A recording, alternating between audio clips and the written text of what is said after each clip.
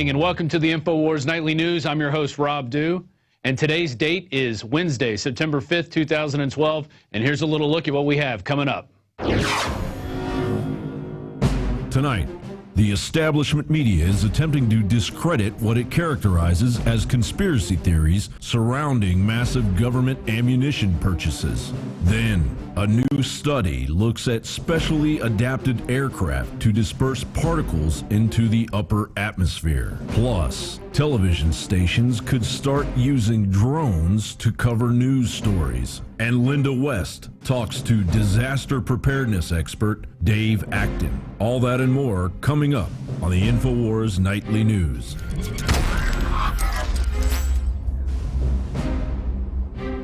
So we have a great show lined up for you tonight. A lot of hard-hitting information. We're going to start off with a story out of CNET News. Homeland Security's domain seizures worry Congress.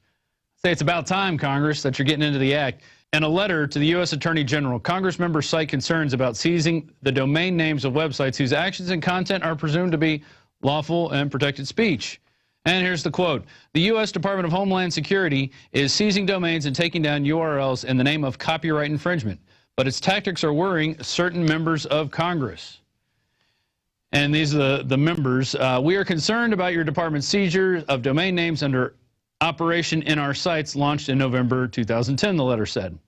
Our concern centers on your department's methods and the processes given when seizing the domain names of websites whose action and content are presumed to be lawful protected speech. And the three members of Congress who are concerned about this, Representative Zoe Lofgren, Representative Jared Polis, and Representative Jason Chaffetz. So they're obviously concerned about this, and this has been going on since 2010 under the name Operation In Our Sites. And here it is. According to the U.S. Immigration and Customs Enforcement, roughly 700 domain names have been seized since Operation In Our Sites was launched in 2010. And we've been covering this story, I think, a little bit before that. We were concerned about the way they were bringing out this speech of, we have to protect things that are so-called copyrighted. We've seen different government officials going after people selling fake T-shirts. Is this something the government should be doing? Should this be something for local law enforcement or even the companies themselves to go after and police? Why are we having to pay for the government to go around and police other people's thoughts and actions? Very interesting indeed. It's about time Congress is starting to wake up to that fact and starting to speak out against it. Now we get two articles here from, we're going to call them straw man articles. And basically they came out, we'll go to that first screen here. One's from ABC and one's from CNN. They came out on the same day. First from ABC, why does Social Security need 174,000 bullets? And the second one, Social Security combats bullet rumors. That's out of CNN. And basically what they do is they launch what Alex Jones has talked about yesterday, was a straw man attack.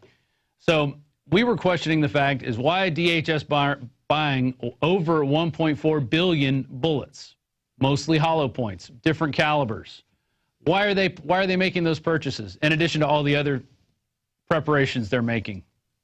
And so what these two mainstream media sources do is they look at the one article of the Social Security Administration purchasing 174,000 bullets, which is equal to about 600 bullets per gun-carrying enforcement official for the Social Security Administration. And so that's troubling in itself that they're getting those. But they just go after the 174,000 rounds and make it seem like we're crazy for even asking that question when they don't even look at the 1.4 billion. So what do we have to do? Well, Kurt Nimmo and Paul Joseph Watson combated those lies and those straw man attacks with our own articles. First one from Nimmo, establishment launches straw man over government bullet purchases. And then from Paul Joseph Watson, Associated Press whitewashes controversy over feds buying ammunition. And we've written a ton of articles, one of which was, if this is such not a big deal, why are they blacking out certain parts of their purchase orders so we can't know what the bullets are for? That was one about Fed censors bullet buys. Why are they buying 1.4 billion bullets when they made, before that they never made purchases anywhere close?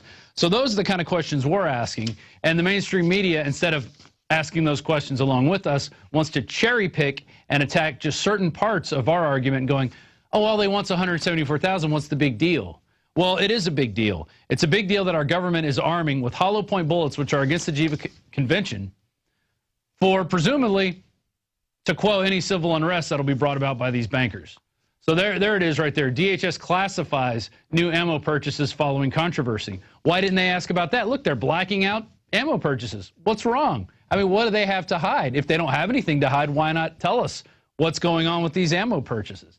It stinks to high heaven, and we've got the mainstream media complicit in this, going after one small part of this argument. And that's why I decided to bring up this story again today. One, because we wrote 2 new articles on it, and 2, just to illustrate the fact that they really have no ground to stand on. There's no reason why the DHS needs 1.4 billion plus bullets. And mainstream media has no argument for that, so they just take one little part and go after it. Now we're going to move on to chemtrails, which they've told us for years don't exist. We're crazy conspiracy theorists to be pointing up at those lines in the sky, wondering why they're there, and asking those questions and taking the samples and getting those tested. We're crazy. In fact, there's nothing like that goes on here, except now, well, now they put a price tag on it. Cost of chemtrail program put at $5 billion a year. And this is a Paul Joseph Watson article, came out today from InfoWars. The cost of a massive program to spray sun-dimming particles into the upper atmosphere in the name of halting global warming, a process some contend is already underway via chemtrails, has been put at just below $5 billion a year. U.S. scientists writing in the Journal of Environmental Research letters concluded that planes or airstrips could carry sun-dimming materials high into the atmosphere for an affordable price tag of below $5 billion a year as a way to slow climate change, reports Reuters, a process characterized as both feasible and affordable. One of the co-authors of this study is a man named Jay Apt, and he's out of Carnegie Mellon University in Pittsburgh. And if you go and look up the history of Carnegie Mellon University, this is one of the first universities to put on record in their writings and journals that fluoride was good for your teeth and that we needed to put it in there. And incidentally, Carnegie Mellon was owned by Andrew Carnegie, also owned a lot in Alcoa. And as part of their aluminum making, what they did was one of their byproducts was this hydrofluorosilicic acid, which they like to put in our water and call it fluoride and say it's good for our teeth, even though if you breathe it or touch it or drink it, it's toxic for you. But let's move on. So here's more from Carnegie Institute. This follows the latest study follows a similar Carnegie Institute for Science proposal, which also advocates spraying the upper atmosphere with aerosols, a process that would reduce by 20% the amount of sunlight that it takes a direct route to the ground and make blue skies fade to hazy and white. And that's from the New Scientist that they reported. So we have a process that they say doesn't exist, never existed, no one's ever doing anything like that, even though there's the lines all over the sky. But now they're proposing this, and then it's going to come out later that, oh, we've been doing it all along, but we've just been testing it. We've just been testing it. It wasn't a program that we were fully implementing. We were just testing it over, North America and Europe and South America and Australia. We were working on a chemtrail film a while back, and we were getting chemtrail videos and photos from all over the world where they were just testing this program that doesn't exist and never has existed, only in theory. Oh, in fact, there's some there. That's from Spain. There's a place where it doesn't exist. Those trails are so beautiful. That's just what happens when planes fly in the air. They leave condensation trails in perfect lines that last for hours, even though when I was a kid, I looked at the sky all the time and never saw those. I started actually filming chemtrails, I believe, in 2002, 2003. I was listening to the Alex Jones show, and I think a caller called in asking about chemtrails. And this is about the time when he was having Clifford Carnicom on the show. And I remember I would be out shooting video for the company I work for, and I'm looking up, and I'm seeing chemtrails everywhere. So I just started filming those. I got to document this. And this was in Austin, Texas, early 2000s, 2002, 2003. 2004. So, obviously the program, it was still in its beta phase, I guess.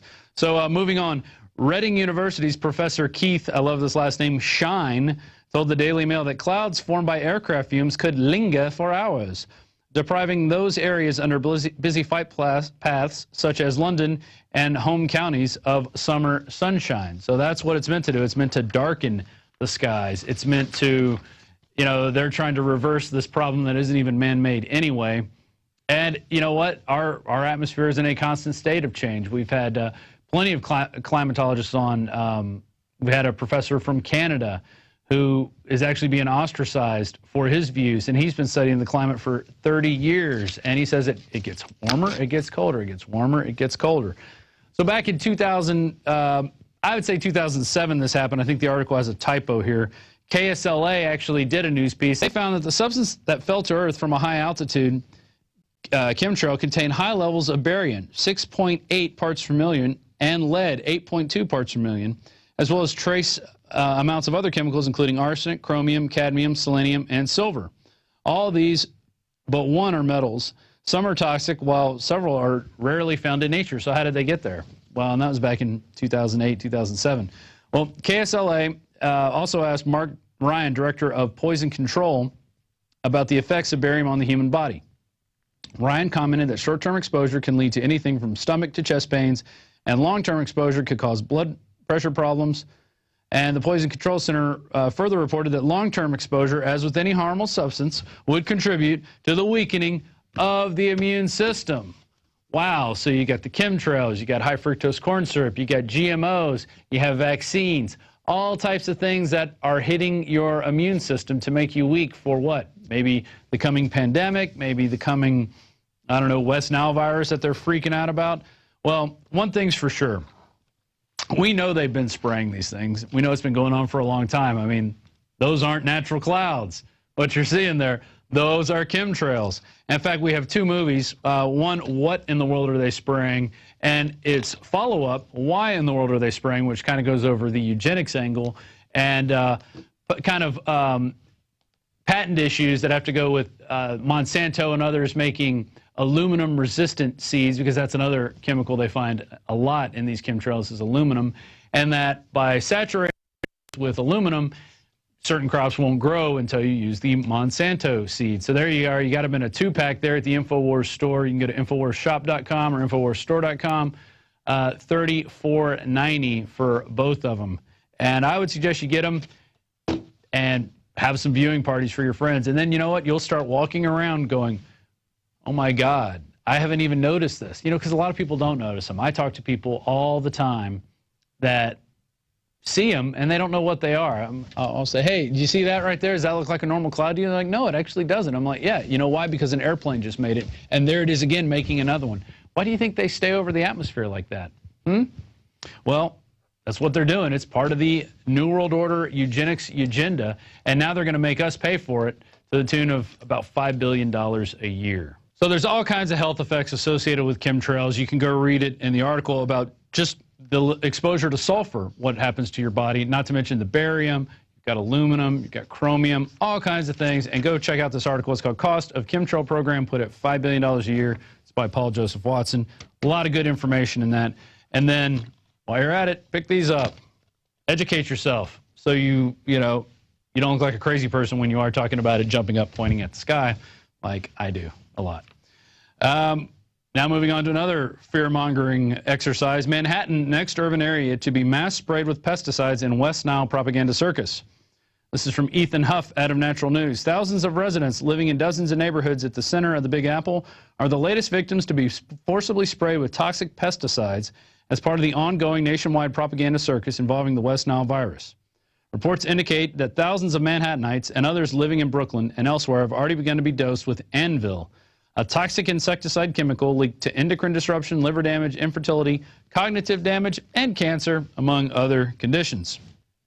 And as of this writing, the New York City Department of Health and Mental Hygiene reports that there have been a mere 10 documented cases of West Nile encephalitis or meningitis in New York in 2012, which is apparently enough to warrant a mass spraying of chemicals throughout Manhattan's prestigious Upper West Side, Brooklyn South Side, Central Park, and elsewhere. The sprayings began on Friday, August 31st, and continued in the days that followed. Now, if you go on to read the rest of this article, which you should, this is linked on it's on our site, but it links back to the Natural News article.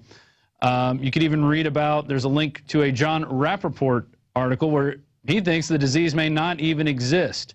Freelance investigative reporter John Rappaport recently wrote a piece on how there is no concrete scientific evidence proving that West Nile virus is even a real disease.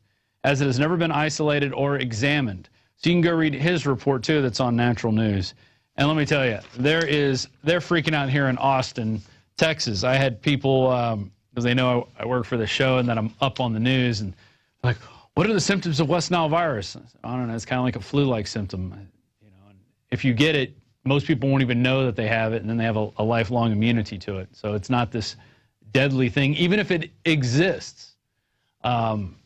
So who knows if it really does exist, but the people here are freaking out. They're spraying up in Dallas for it.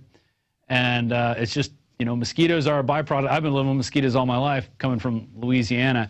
And I do remember we would hear the truck coming and be making this ee sound. And it was a kind of a pickup truck, and it had a big, you know, dispenser on the back, and it would just shoot the whole area full of this who knows what back then. And, you know, my mom would say, close the windows, everybody close the windows. And we'd run around closing all the windows. I don't even know if that helped. I mean, it's probably why I speak out against the New World Order now, because I was sprayed so much as a kid. I doubt it. Mainly it's because I have common sense and I look at things in a objective light. But I wouldn't freak out too much about the West Nile virus. If you're a healthy person, take your vitamins, you should be fine. So moving on, CNBC.com, EU says Greeks should work 6-day week. That's their new report. You know, so as the bankers loot the country, steal all the cash, now Greeks have to work a 6-day work week. The Greeks should operate a 6-day working week for all sectors, international creditors said in a letter to the Greek government, a measure which forms part of a wider set of demands in return for aid to the country. So you want our free money, our money that we print out of thin air? Well, start working that one extra day. And a leaked letter reported in the Guardian newspaper, the European Commission, European Central Bank, and International Monetary Fund, all organizations of love and truthfulness, call for Athens to implement the measure as part of a bailout agreement with lenders. Well, I say this, Greeks, why don't you start investigating the bankers that caused the problem and start arresting them like they're doing in Iceland? Iceland's already had a recovery, and they didn't have to bow down to central bank pressure. And you guys, you're not a giant country. You could probably turn this around. There's still time. But you got to educate the people. The people have to get mad at the government. And basically, you know, not just this protest of we need free stuff, a protest of let's go after the bankers. That's what needs to happen. Moving on to CBS News, television stations could start using drones to cover news stories. There you go. And there's iNews 1, your Illuminati-funded news organization. A drone originally developed for military use could soon be used by television stations and journalists as a news-gathering device. That's right. We're looking over the L.A. freeway right now, and we've got our license plate readers active, and we see at least 15 people that need to pay unpaid parking tickets and a couple that don't have current registrations. We're going to send that information right over to the police so they can go after these miscreants. Back to you, Ted. Yeah, that's what's going to happen when you have drones reporting the news. Here we go. In the article, we will likely have new cases involving civil lawsuits by those who assert the media has been unlawfully intruding upon their privacy rights by recording, publishing, or broadcasting images captured by drones. And this is a guy, last name it's Mickey Oestreicher, and he told the Harvard Law and Policy Review.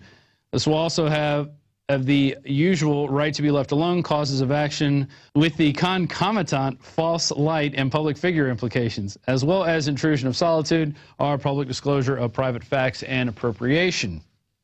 And then EPIC, the Electronic Privacy Information Center, representative, actually she's legal counsel, Amy Stepanovich, said these are designed to have very invasive equipment and watch people's movements. Well, they're also designed to have machine guns and tasers and Hellfire missiles. And hey, you know, since we have the military using drones to spy on us and do all kinds of things, why not have the news also using drones to report on it? That way, there's no public accountability whatsoever to any of these organizations. Moving on to a piece out of the Collingswood Patch. Oakland police, and this is Oakland in New Jersey, seek InfoWars.com graffitiists. And what may be an act of political vandalism, graffiti artists advertising the counterculture website found near the Oakland Railroad tracks. And there's a couple pictures there. You can see the artwork that was done there on a junction box. And then again, I think there it is on a bridge culvert. InfoWars.com.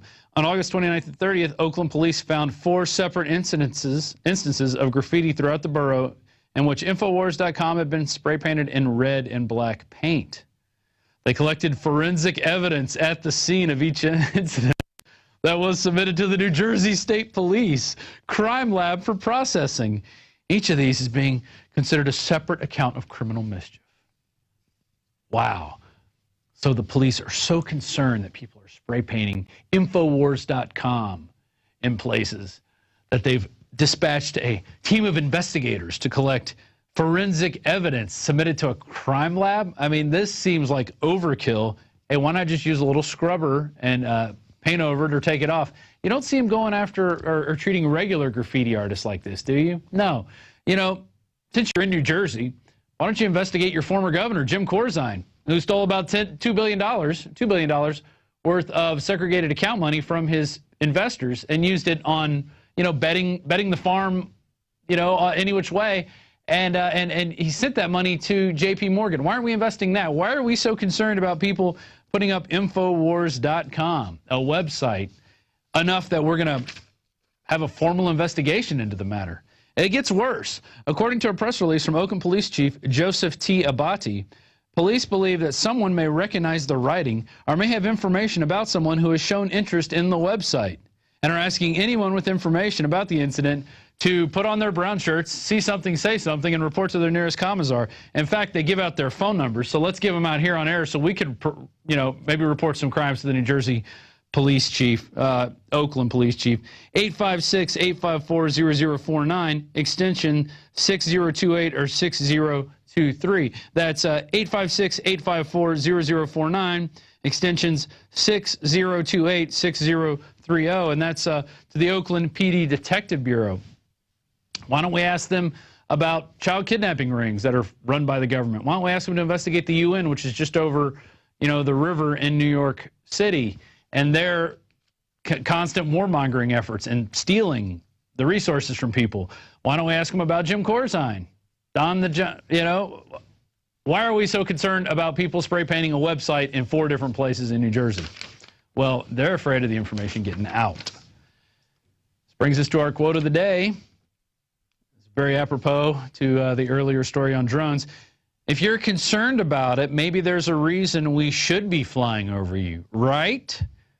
And that's Douglas McDonald, Director of Special Operations at the Unmanned Applications Institute International, defending the domestic use of unmanned drones, which recently led to a 16-hour standoff between a farmer, his family, and police in North Dakota.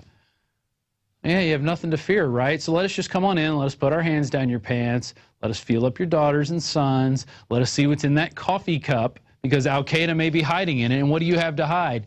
And if you try to get the word out about any of this stuff going on, well, we're going to launch a full investigation. Well, we're going to be right back with Linda West. She's going to interview a FEMA and prepper expert, Dave Acton. That'll be right after this break. But first, if you're watching this on YouTube, I would like to implore you, encourage you to go to prisonplanet.tv and join our army. Become one of us, the truth seekers out there. You can sign up. You get actually 6. You could use your passcode for up to 6 different computers at once. There's the subscription, $5.95 a month, plus you get the 15-day free trial, or you can get a bigger discount for $54.95 for each year. And that really funds everything you're looking at here, the entire process. We sent 6 reporters out today to go do news stories and interview people on the streets. It's not cheap to do that. So please become a member. It's your way to fund us. We are not funded by George Soros or any other mainstream media or any other type of warmongering outfit like GE. So also you may want to consider becoming a member of Planet InfoWars. That way you don't have to spray graffiti on there, but we do have a section of street art, which we would never want you to put up any of those pictures of sprayed graffiti of InfoWars.com on at all. And actually, in all seriousness, we do not want you to put stickers or spray paint anything in unlawful areas. You should post those things in lawful areas. And if you don't, you're a terrorist. You need to be investigated by the Oakland Police Department and get the state police involved too, because you might be disagreeable to some of our future plans for you. All right, it's InfoWars Nightly News. I'm Rob Dew. We'll be right back.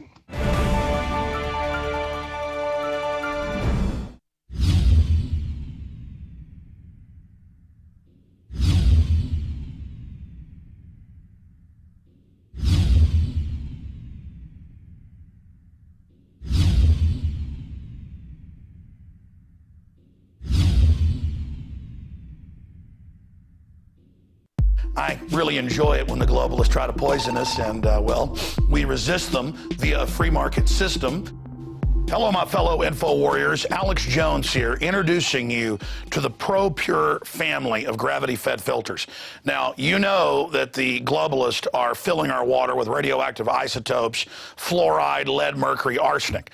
And one of the few systems that can efficiently and economically remove or reduce down to non-detectable levels these poisons are gravity-fed filters. And ProPure is the top of the line. Their filters are impregnated with silver, a natural antibiotic.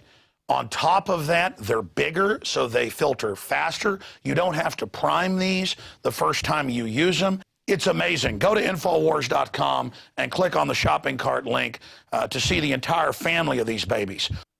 Now, the fluoride they add to our water is so tiny that most filters can't cut it out. But ProPure has their system that will, again, reduce it to non-detectable levels, almost get all of it out of there. That's also available. And if you look at the different systems they offer, the ProPure Big Brush Finish is on a stand, so it's easier on a table or at your restaurant or wherever you have it to go up with a glass or a mug and fill it up. Then there's this big baby right here, the ProPure King large version. Got a lot of different options that come with it.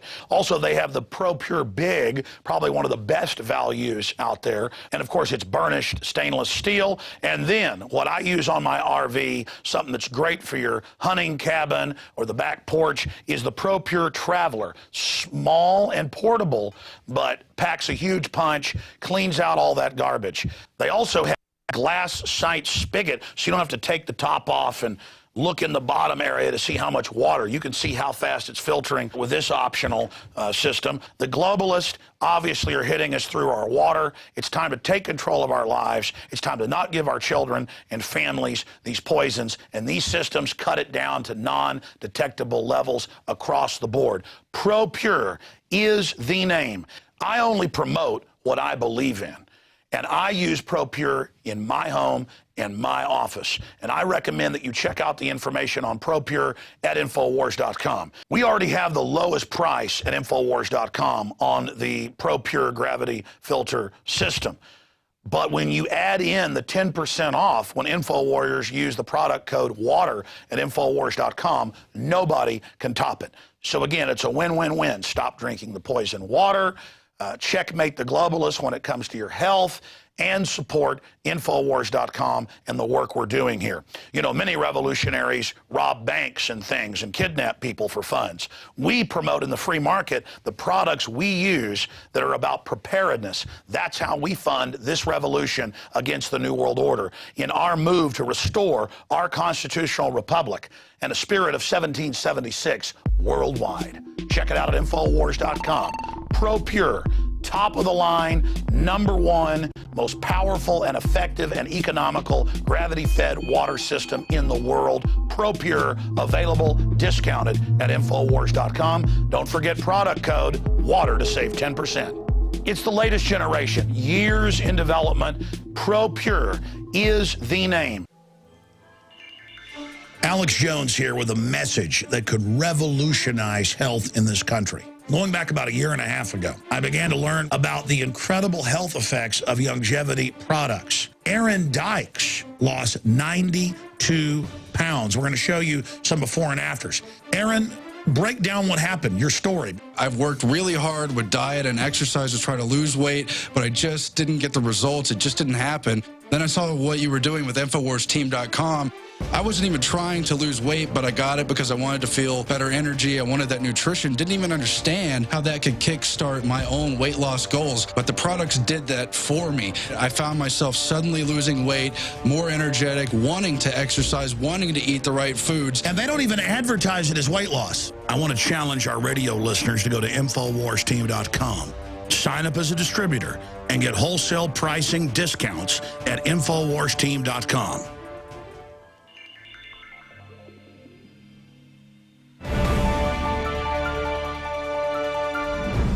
Welcome back to InfoWars Nightly News. Tonight we have Dave Acton joining us. He has inside knowledge he's going to be sharing with us on disaster preparedness. Dave has worked with many government agencies, firefighters and EMTs, and he's here tonight to help you prepare in case there's a crisis in your hometown. Welcome, Dave. Hi, Linda. Good to be here. Thanks for having me. Nice to have you. Well, Dave, you have quite a large YouTube following for your disaster preparedness videos. And so I'd like to ask you, what do you think is the #1 thing an average person should have to be prepared? Starts in the head psychologically. You have to decide right now that you're going to be a survivor. That's step #1. Once you decide you want to be a survivor, that's going to align a lot of things in your life. And the next step after that is just going to be your normal physiological needs. So it's going to be water, heat, shelter, and protection. So the thing that you got to watch out for, Linda, is when you get into this area, most people will go to stage 1. Most people will go to Walmart and buy a first aid kit. They may set aside a couple of bottles of water, and that's great. And then when people start getting more serious about it, it goes to stage 2, and then it kind of splinters off into a lot of different groups. It can splinter off into the prepper movement. And then that has a lot of political ramifications to it. Then it can splinter off into emergency preparedness in like an urban environment. And I try to stick in that area. It can splinter off into bushcraft and, you know, going on a 200-mile hike for the month of April. You know, I know people who do that. So you can get carried away into any one of these particular areas, but the key at the beginning is to know that you want to survive. Good point, because I think many people don't even think about that. They go out and get their water, they get their little medical supplies, and they think, I've got it covered. So what kind of disaster do you see most likely that could occur in an average person's life in America? Well, the first thing you need to do in your hometown is you need to do what we would call a threat analysis. So if you live near railroad tracks and they're moving chlorine tanks coming through your neighborhood at 2 a.m. and one of those tanks rolls off and you have a chlorine gas cloud filtering over your neighborhood, that's a much bigger threat to you than the possibility of a tornado in another state, an adjacent state. So the first thing you want to do is do a threat analysis of your community. What factories, what industrial areas are there nearby? Are there natural things that can flood? Are there rivers, dams? So #1 is to be aware of your surroundings. That would be the #1 thing that people should start doing, you know, just in their daily routine. Right. Good point. And today there was a 7.9 earthquake. There's been a series of large earthquakes around the world, but in Costa Rica. Now, for earthquakes in particular, what would you recommend?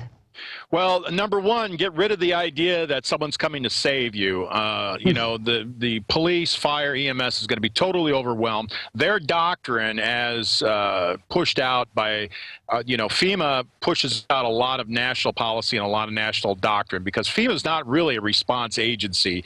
They're really kind of should be thought of as like an insurance company. They pay the bill pretty much. So they'll throw in a lot of resources, but they're really just writing checks to people. So the response agencies that you're going to be seeing initially is going to be your local sheriff, fire departments, and whatnot. They're going to be overwhelmed. In LA County, there's 1 fire truck for every 15,000 people. So descending on your local fire station expecting help is not the answer. So in an earthquake environment, let's say, like a 7.9, which would decimate Los Angeles for a number of different reasons, God forbid a 9.0. I like to prepare for 9.0, but essentially aqueducts will be broken, so there goes your water. A lot of water is going to be used fighting fires. You're going to have a lot of chaos, people looking for direction, complete shutdown of the grid as far as food supply, nobody in, nobody out. So that's another thing you need to look for in your community is what are the access points? And Los Angeles, unfortunately, is pretty much a lockdown city to the north. To the east, there's some opportunities, but definitely not to the north. So that's the other thing you want to look at. In an earthquake situation, how long will it be before your city is completely run out of food, supplies, protection, electricity, all those things? So that's the #1 thing I would say to start thinking about. So in that case, if you were somebody living in an earthquake-prone area such as LA, how much food and water would you recommend that they have at their home? Well, the first thing is, let's say a 9.0 hits Los Angeles. Okay, a couple of things. You're going to have what we would call structural collapse. You're going to have buildings pancaking down. So number one, stockpiling a lot of supplies in your apartment or your building is not a wise step. In fact, a lot of people, what they're doing now is they'll stockpile their supplies in like a big garbage tub. You like one of these 40-gallon plastic rollaway garbage tubs that they put leaves in and things like that. They'll put all their supplies there, and they'll keep it as close as possible to the garage so that if there is a structural collapse, they can get their garage door open and just reach around and pull out a tub of supplies and wheel it out to the front street. One of the things you have to remember in an earthquake with structural collapse is people are going to be afraid to go back into buildings. There's going to be a lot of buildings that are unsafe. There's going to be a lot of trapped people. Number one, don't go back into buildings. More people in the Mexican earthquake in 1985, almost as many rescuers died, amateur rescuers. I'm talking about well-meaning citizens, well-meaning people that just want to kind of assist and help out and be good Samaritans. Almost as many died trying to rescue people as the people actually killed in the structures. So you do not want to go back in a structure. So what ends up happening is you have a lot of people massing in the street. And so you'll get a lot of people leaving their apartment buildings and whatnot, massing in the street, standing around not knowing what to do. And then they'll start trying to organize ad hoc search parties to go rescue people. So one of the things you really got to have for your own personal protection is in your car, outside the building. You've got to have the three basics to protect yourself. You need a pair of good gloves. You need a pair of any kind of eye protection. You can go to Home Depot and just get, a standard little pair of goggles and a dust mask, because the getting cut, getting something in your eye, breathing something, if you're breathing asbestos and you got a cut on your hand and you've got some specks in your eye, you're out of commission. So that's very simple. That's $10 worth of items. But we call that personal protection. You want to be able to protect your eyes, protect your respiration system through a dust mask, and then also some gloves. Because all it's going to take is a really nasty gash, and you're not going to be able to use your hand anymore, right. God forbid. Again, you're out of action. Right. I remember hearing about that in Katrina, because it was so decimated that people couldn't even recognize their neighborhoods, and more people, as you said, got hurt just trying to look through things, stepping on nails, things falling, and just not wearing the right gear to be going through, disaster areas. I mean, you could start building out from there, and I'm always cringing. I'll talk to people at the gas station, and I'll just get into a conversation about what are they doing to get ready for an earthquake. Because in LA, it's an easy conversation. Everybody should be talking about earthquakes, and that's the other thing about prepping and survival. If you want to make it a little bit more socially acceptable, no one's going to fault you for stockpiling ammo in your basement and everything. Just don't tell the world about it. I mean, you could talk about survival, you could talk about preparation, disaster preparedness. That's how I do it, right? And so when you talk to folks and you say, hey, do you have an extra pair of sturdy shoes in your car? So especially women. Women have a lot of high heel fashion and whatnot, and they're driving around their BMW. You got to have an extra pair of good walking shoes, 2 or 3 pairs of socks in your trunk, a good windbreaker, a good jacket. Now, I don't want to get into a lot of specifics. I got a YouTube channel. All you have to do is go to YouTube and type in Acton, A-C-T-O-N, survival, and my channel will come up. It's Acton Survival. And what we try to do is give these kind of little tips, 2 minutes here, 3 minutes there without bogging you down, cheap things that you can do to protect yourself. Yeah, I've watched a lot of your videos. They're wonderful, actually. And one of the things I did learn that you're talking about now is that you have to split your preps up. Like you're saying, you might not be able to be in your home, or you might not be able to get to your garage, or you might not be able to get to your car. So you have to have supplies in different places just in case. Yeah, and the more you can break it up, the better. And this is where you have to start. When you start getting into YouTube and you start getting it, you can look under prepping, you can look under survival and whatnot. One of the things that the newcomer has to avoid is watch out for the debates that'll begin over what's the best kind of knife, what's the best kind of flashlight, what's the best start small, with some inexpensive items just to get the ball rolling, and as you want to up, you can start replacing things. So if you start off with a $4 or $5 flashlight, hey, that's better than nothing. Maybe 2 or 3 months later, you upgrade to a $10 flashlight with NiCad batteries or whatever it takes. But don't feel intimidated by people that say, you know what, only losers and idiots buy this particular Ever-Ready or whatever flashlight. And don't get into that. Don't buy into it. It's like you have your specific needs for your family, and there's a couple of things that you can just keep getting into the basic necessities, and it grows and grows and grows. Watch out for, stockpiling a lot of food initially, because it's really that first 96 hours. That's first really 100 hours that you have to get through. And some food's okay, but water is going to be your key concern. Right, yeah, so let's talk about water. I know myself, I bought a Berkey water filter actually right from our store here on InfoWars, because I thought if I was displaced from where I was, I would need some kind of the travel filter one to be able to filter pool water or swamp water or pond water. What would you recommend to people for their water needs?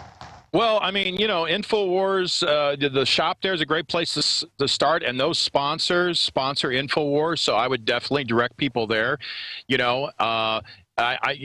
you could start looking at like Africa, like in South Africa, and places like that where they're in really remote areas, a lot of those people use those Berkey water filters there. They've been tried and true. Another great supporter of InfoWars is the Life Straw. The Life Straw basically it looks just like a little straw or a little flute, and you can take your 8-ounce canister and just stick the Life Straw in it, and it'll filter it through that. Worst case scenario, you can always take a cigarette filter and put it in a straw. You can use coffee filters. For just cheap things to put in your go bag or your go kit, I recommend Mr. Coffee filters and funnels. And they're going, well, what's that going to do? Well, I mean, when you start getting into really crummy water with lots of goo in it, it's going to be your first level of filtering, okay? But then after that, you can get plastic, very thin plastic water containers that you can lay in the cement and let the sun hit it for 2 or 3 hours, and the UV rays and the heat will purify the water and kill a lot of the creepy crawlies in it as well. So again, there's a lot of things you can do. Water in the reserve of your toilet tank is a potable water. There's things like that. Water heaters in a lot of houses, the water left in the water heater can be drained. So the thing is to start thinking about it, because when you run out of water, it's not going to matter what kind of firearm you have, what kind of flashlight you have. Water is going to be your top priority, your top concern, and you're going to have to plan for about 1 gallon of water a day per person. So if you have a family of 4, that's 4 gallons of water per day.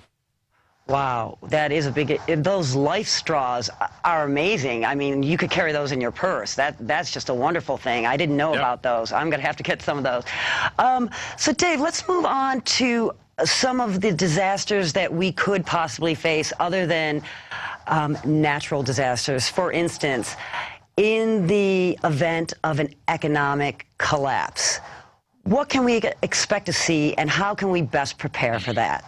Well, you're talking basically, let's separate 2 different things. You're talking short-term disasters where help is on the way. So what we just talked about is, hopefully in an earthquake or tornado or what have you, we're going to have a short-term disaster for ourselves, maybe 96 hours, and then relief organizations are going to start showing up, and relief is going to start coming in. So if we can get through that first 100 hours, basic first aid, basic water, basic shelter, tarps, what have you.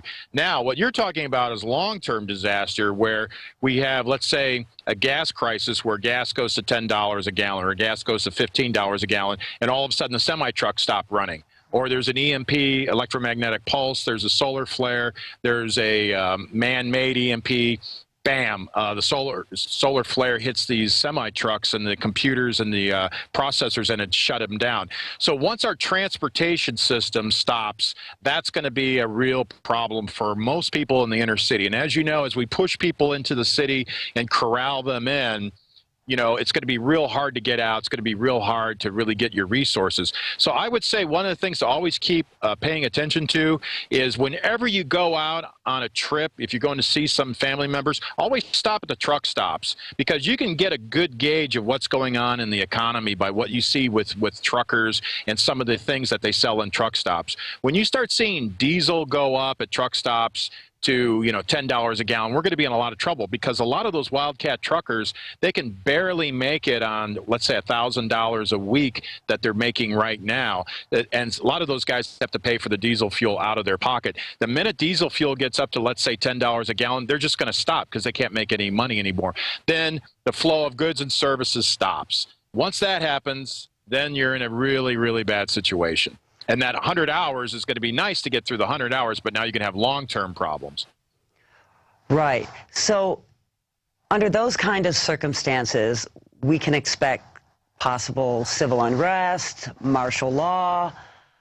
How much food should you be prepared to, if you're going to stick it out in your house, you're going to ride out the civil unrest, the food shortages, the trucks not moving, how much food should you have?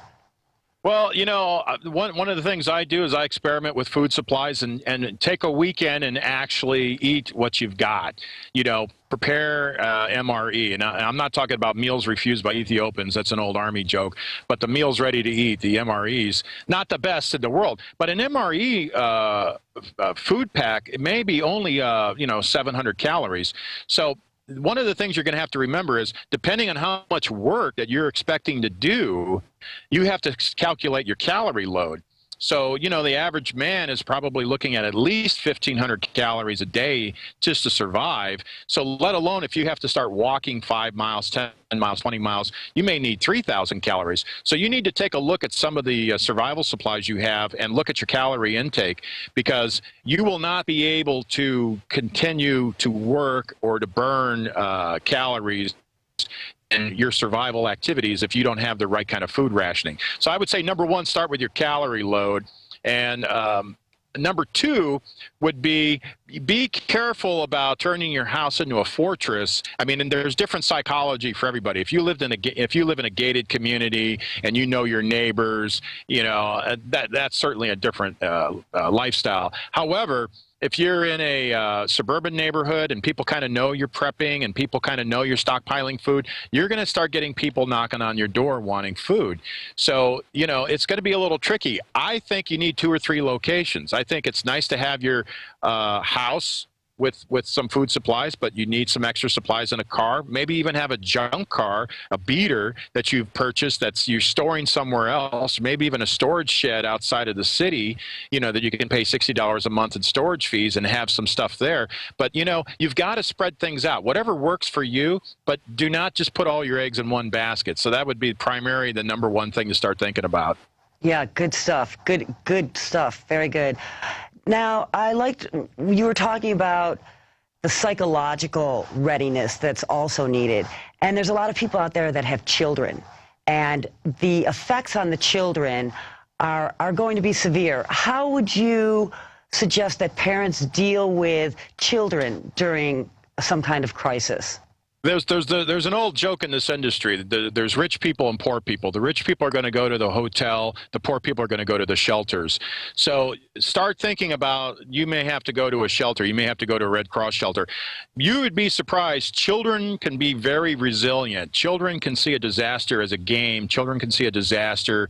They're not as tuned into the fear aspect in normal disasters as adults are. So having some inexpensive toys in your go bag or your bug out bag, so, you know, plastic dinosaurs or coloring books. It's good to have those kinds of activities available so that you can get the kids over and get them coloring. The worst thing the kids want to see is the adults freaking out. When the adults get scared and the adults start freaking out, start yelling, screaming at each other, then the kids realize that their base of security is starting to erode, and then the kids start getting worried. But don't think that the kids initially are going to be in that much of a shock factor. Get them off doing something. Now, the grim realities of a major disaster is going to be the death toll.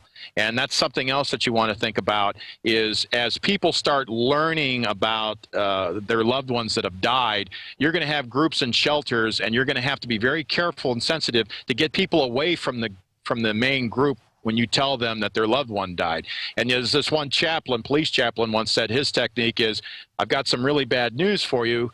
Brace yourself. Your husband's dead. Okay. So when you tell somebody something like that, you don't want them around the kids and the rest of the families and all that. You want to kind of segment them, because the last thing you want around the kids is you want hysterical people losing control. Now, the other thing you can do in a disaster, if you see a teenager and they're just kind of looking like, you know, they're okay, give people jobs to do. You know, tell the teenagers, hey, listen, you take care of the kids over here. Here's some coloring books or whatever.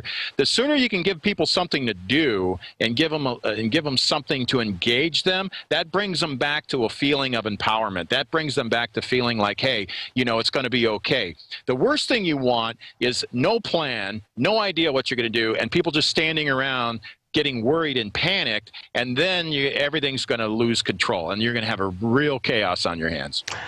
Okay, and one of the things that you talked about that is along these lines and very difficult is that if there was a major disaster and mass casualties, there's going to be a lot of people hurt, dying, in need, and you said that you can't help them, that you're going to need to steel yourself. Can you talk a little bit about that? I watched a video on it, but maybe you can tell our audience. Well, there is a national protocol for mass casualty incidents, and a mass casualty incident, or an MCI, is anything that overwhelms resources. So it could be a plane crash, could be a bus crash, whatever. So anything that's going to overwhelm local resources. So in an earthquake situation, already I can guarantee you that the hospitals are going to be evacuated. That's what's going on right now as we speak in Costa Rica. Hospitals are being evacuated. Why? Hospitals are a structure. The hospitals are, you know, now going through structural collapse and having their problems, so they start evacuating patients. So the typical tendency is like, hey, let's all rush over to the hospital. That's not going to work because the hospital's already being evacuated. It's going to take time, unfortunately, to set up field hospitals. And another grim reality is the field hospitals are going to be primarily designed to take care of the first responders. So the field hospitals are going to be designed for firefighter rehabilitation. They're going to be designed for police rehabilitation, for them to come off the street and take care of them first. But there is a light at the end of the tunnel. Get to know the people in your neighborhood that are nurses, that are EMTs, paramedics, flight nurses, you know, not necessarily trauma surgeons and what have you, but people that are used to the day in and day out. And the reason for that is this. If your neighborhood is decimated, you want to find your medical people, even if you have to call out, hey, medical people, everybody over here by the tree. You do not want the medical people getting engaged in high-risk behavior. You do not want them going into buildings, looking for people, organizing search parties. You want those people, their goal. You want to put them aside and put them in like a reserve status, because as this community becomes organized, okay, you're going to need those medical people on standby to start taking care of people. And there's a triage system, and the triage system basically is a way that you can start giving help to the people who need it most. Where people have a real psychological block is in the MCI triage system. There's a color black, and black means dead, of course. And when you see someone and you try to revive them in 30 seconds, you know, you have to walk away from them if it's a large event. So you can't be like doing CPR and doing a lot of life-saving skills on one particular person when there's maybe 30 other people that need to be quickly seen.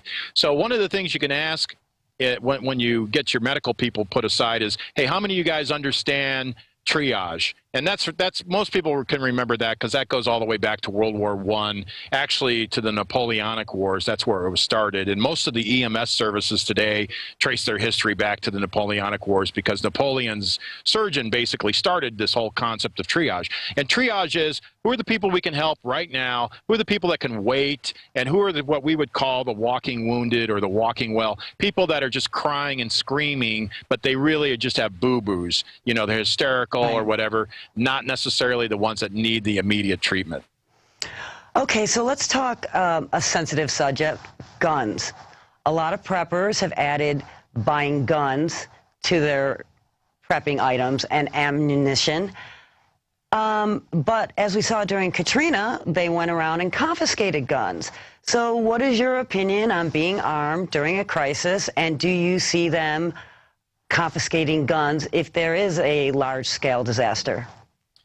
Well, yeah, that's the problem, is they're always going to want to have control of the situation, and what they're going to say, it's officer safety. They can say whatever they want. And if you notice in that Katrina, a lot of those films, a lot of the police that did that were out-of-state police. So the relief organizations are sending in these out-of-state people. So the out-of-state people, they don't care. There's no political ramifications for them. Okay, so let's deal with it really quick. So it's kind of like the UN coming into the United States, and it's like they don't care. They're not Americans. Similar kind of situation.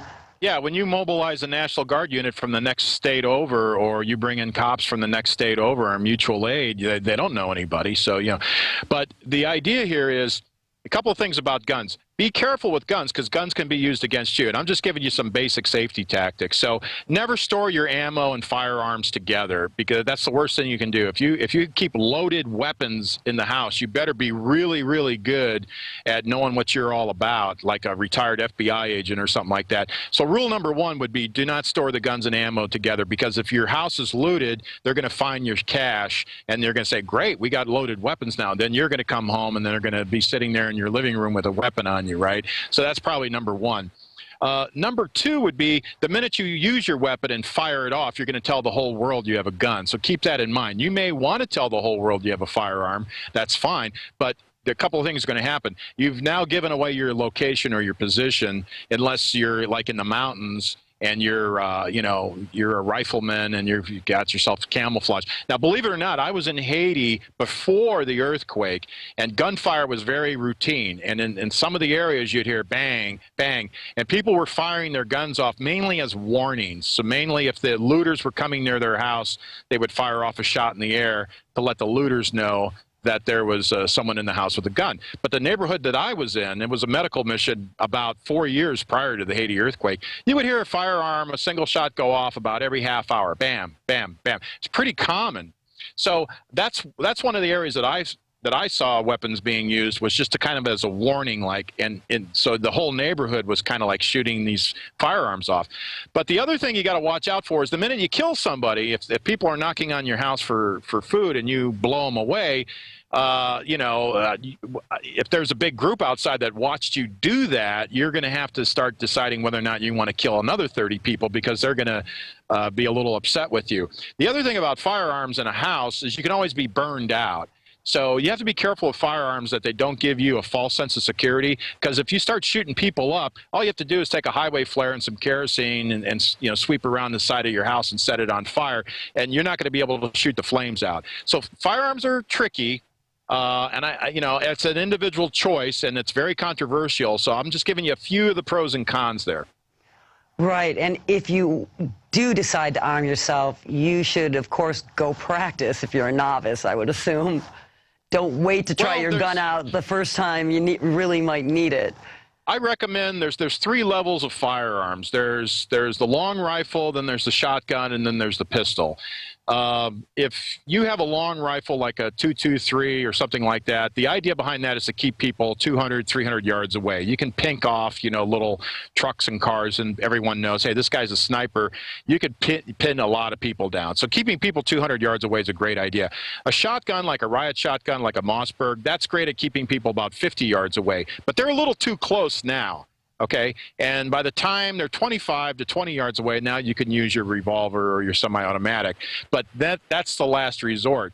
So I would recommend anyone considering a defense strategy is to consider the rifle first, then the shotgun, then the pistol. But by the time they're within pistol range, and you may have, you know, 2 or 3 clips, let's say you have 30 rounds, I don't know how long that's going to last if it's a mob. So number one, I think, is maneuvering. Keep it in your mind about where you're going to maneuver, where you're going to conceal, where you're going to hide, where you're going to escape.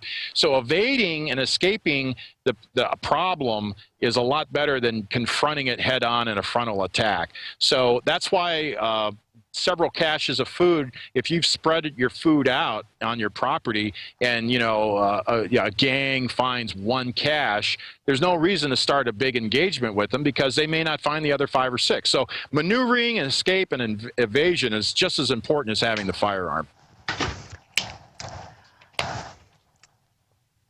So I think someone just escaped there. Yeah, no, you know, this is actually a good question. What do you think about the Department of Homeland Security buying 1.4 billion hollow point bullets that were outlawed in the Geneva Conference? You know, it's the Department of Homeland Security is a very interesting beast, and big government. I hate to be the one to say this, but I think it's pretty common. Most people would agree with this. Anytime you start consolidating a lot of agencies and consolidating power in one person at the top, there is an opportunity for abuses. Prior to the major consolidation of Homeland Security, you had different individual organizations, and they had their different individual things that they had to deal with. So you had the Secret Service doing their thing, you had the Coast Guard doing their thing. Now that they're all operating together, I think it's very dangerous, and the opportunities for abuse exist. So, I know that's probably a lot of training rounds, but that's a hell of a lot of training. So, maybe I think it's appealing to just training officers where you can tell people, hey, we're going to go to the gun range. Let's go to the gun range. And you keep people in the excitement of blasting away. I think we got a train coming by the way. So, but like the Social Security Department, why would they need bullets? Well, I didn't know about Social Security buying ammunition, but I can tell you that most peace officers 74,000 rounds, I think it was. Well, I'm not sure how many peace officers or federal agents the Social Security has. Oh, 174. Yeah, 174. Sorry. Yeah, so 1,000 rounds. I think in general, it's the gee whiz toys to get people to the range to be blasting up paper targets. But unfortunately, it's like a hammer. You carry a hammer around, all your problems look like nails. Having a lot of ammo stockpiled, ammo's only used for one thing. It's to kill people. It's simple as that. So that's just a great potential to kill people. And if the administration or the agencies run amok and doesn't have a lot of heavy-duty civilian oversight, there's opportunities for abuses. So I think that's another threat as far as doing your community threat analysis. That's just another threat, is a possible abusive agency that's armed to the teeth. Wow, I really didn't expect that one to be on the list. I don't have enough water or food for that one, for sure. So are we, in your opinion, looking at a possible FEMA camp situation because of these being bought? Could that be part of what's going on? I think what you're always going to be looking for is if some agency has that much control, the more autonomy and the more power and the more personal responsibility you take in your life to avoid situations like that, the better. Because the people are a mob, the people are a mass. And I think what the planning scenarios might be is if we have like a breakdown, which we have a very fragile transportation system.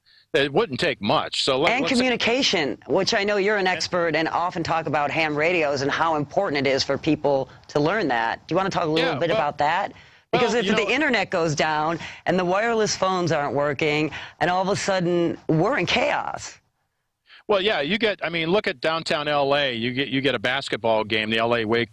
Lakers, win a game, and they're torching the downtown and burning cabs and all this kind of stuff. That's during normal times. So, as people get riled up and as people get, pretty excited, especially after you miss 3 meals, right? Isn't that the old adage? Anarchy is only 3 meals away, right? So, there's a psychological dependency on things like communications. There's a psychological dependency on the telephone and cellular phones and calling your loved ones and calling your family. That's another thing you should be aware of in your strategy to survive, is your communication strategy, because you're going to want to let people know that you're okay, and other people are going to be looking for you, wanting to know if you're okay. So that's the only thing about ham radio that it provides as you get into it. But you know what? Some of those frequencies and circuits, they'll start going down as well. They'll be good for a few days, but if we are really in bad straits with electrical power, very few of the ham relay stations use solar power, so they may be good on battery power for 3 or 4 days in some of the urban areas, but even they will start failing. So as the psychological things in life start failing, like texting, TV shows, talking to people on the phone, people are going to get more desperate and more desperate. And once they're in a desperate situation, they don't see a way out, then they become animalistic, and they're very, very, very dangerous at that point. So I think that is definitely something to remember and keep in the back of your mind for your emergency scenarios, is the loss of that emotional connection. That will really play a lot of havoc. And there's another great YouTube channel. I know I got you know, my channel's called Acton the Actor. You can find it Acton Survival if you go to YouTube, Acton Survival. But Patriot Nurse is another great YouTube channel. Patriot Nurse has one of a great video about the breakdown of society, and she focuses in on the psychotropic drugs after 3 or 4 days when people don't have their Valium and all these other kinds of drugs, what will happen to them. So as people that are dependent on alcohol, as people are dependent on drugs, as they lose those sources of coping mechanisms, then within 2 or 3 days, you can really have a big problem on your hands. But that mob is now the threat. That mob is like a hurricane. That mob is like a chlorine gas tank that fell off your railroad car. That mob is just another threat that you have to deal with a strategy. And the best way to deal with it is to get away from it. Not shoot it out with them. Just try to escape and evade and be out of their way, because that's going to be a big problem. Well, what if the government is, as you say, the crisis that we have to deal with all these bullets being ordered? How do we deal with that? Well, how do you run from the government? If they're going to install martial law, they're going to herd everybody off to superdomes for their own good, take away their guns. What would you recommend? Well, unfortunately, I think we can all agree that the government doesn't have a very good track record in this area. And I think Katrina is, you know, a prime example of a horrible track record. So number one is for you and your family and your friends is to, number one, make the decision that we're not relying on the government. We're distrustful of the government. And why do I say be distrustful of the government in an emergency? They have a different agenda. No matter who it is, no matter what good intentions they have, their agenda is their agenda. It's not there to help you. The government is not there to help you at an emergency. In fact, there were a lot of pilots during Katrina complaining about all the gas that was being wasted on picking people up off the roofs of these houses, you know, these helicopter pilots. So they were up there to get the flying hours. They weren't there to rescue people off roofs of houses. They were there to get a lot of flying time. So that's a different agenda. So I think, number one, it's certainly with everyone's right to start telling their family and their community, the government can't do anything for this. So the more you can draw away from reliance on the government, the more you can break that dependency relationship, right, just to be able to stay away from them. No one can really fault you for that. No one can really come after you and say, hey, you know, you're a real crackpot for thinking that way, and say, really? Because I don't want to be in the Superdome and watching people die left and right like caged animals. So that's number one. So avoid any big Superdome-like areas for sure. Well, that's the problem, because what happens in a mass situation with a large population of people is the government's going to have to do something, right? And so whatever they do is not going to be good. It's going to be something that's going to be done just for that time period to quell the situation.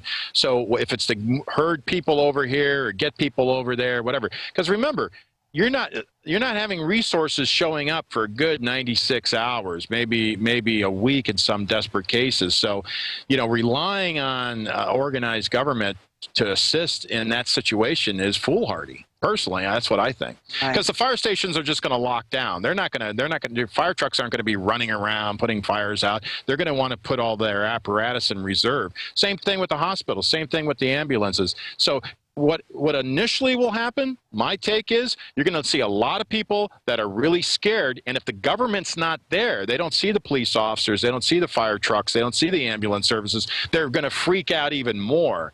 And that would be my warning of a danger, is if you're in an earthquake situation, whatever, when they're not hearing the sirens, you know, that will bother people even more, knowing that help's not on the way. That is what bothers people, is when they realize that they're on their own, help is not on the way.